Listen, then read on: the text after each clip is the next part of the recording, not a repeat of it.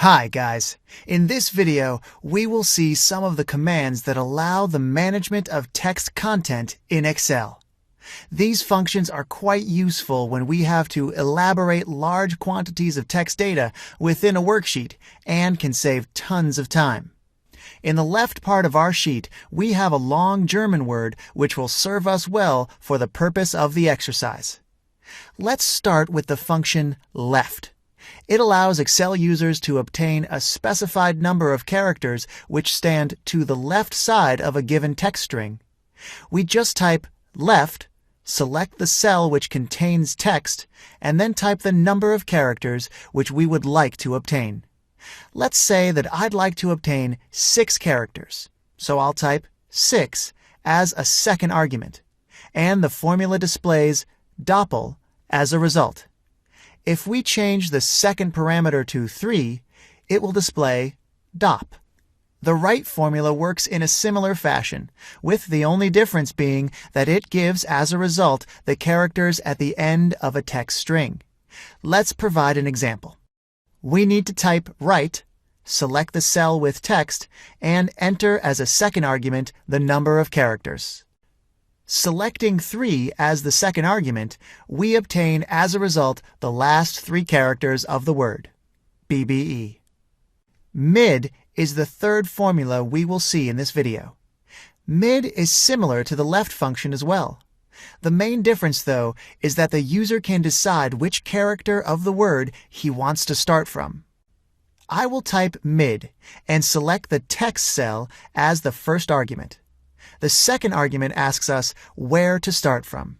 It has to be a number. 1 corresponds to the letter first in the word. Let's start from the 4th character. As the last argument of the function, we must select how many characters we would like to obtain. Let's say that in our case, we would like 7 characters. And here is our result. We obtained 7 characters, starting from the 4th letter of the word. In case you may ever need to convert uppercase or lowercase letters, you will benefit from becoming familiar with upper, lower, and proper. The function upper will convert a string to all uppercase letters. We just have to type upper and select the cell. See? Pretty easy to do. The function lower, on the other hand, will convert the text to all lowercase letters. As I type lower and select the cell B4, the text string is converted into all lowercase letters. It's easy to apply as well. The next function we will be introducing is proper. Its application is exactly the same as the one of upper and lower. Its output will be an uppercase first letter, and the rest of the letters will be lowercase. Now let's go ahead and see the application of the and concatenate functions. They serve for the same purposes, and this is why we'll see them together. Let's type equal.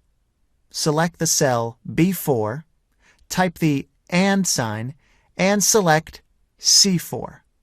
The result is that the 2 text strings are combined within the same cell. We can add D4 as well if we want to. Just continue the formula by typing and selecting D4. What if we wanted to leave a blank space between each of them? We have to type quotation marks and leave a blank space within it. See? Pretty intuitive. The same thing is valid for concatenate. Type concatenate, select the text strings, which are the only arguments of the function, and the result is the same as the one we saw for the and function. These are the main functions that you will need when you have to elaborate text in Excel. Thanks for watching. Max and min functions. Max and min are 2 formulas which are quite immediate for application. The only argument that we need to enter in the max formula is the array of numbers, among which we want to find the highest. So in order to find the team which earned the highest number of points, we have to type max and select the range of cells from F4 to F12. We can see that the formula gave us a correct result, 90 points. The highest number of points is 90, and it was achieved by Bayern Munich. The min formula works in a similar fashion. It finds the smallest number in a selected array. If we select the same range, typing the formula min, we will find out that hamburger earned the lowest amount of points, 27. The round formula allows us to round the number in a cell to a specified number of digits. It could be useful for modeling purposes. On the left side of the sheet, we have two numbers.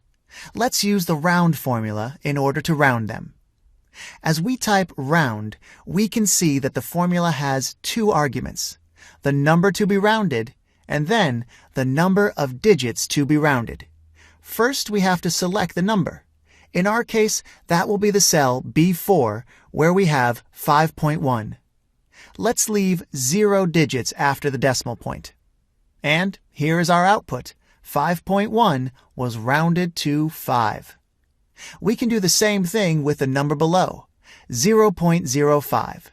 If we round it to the first decimal point, the result is going to be 0.1. This is how round is applied. Thanks for watching.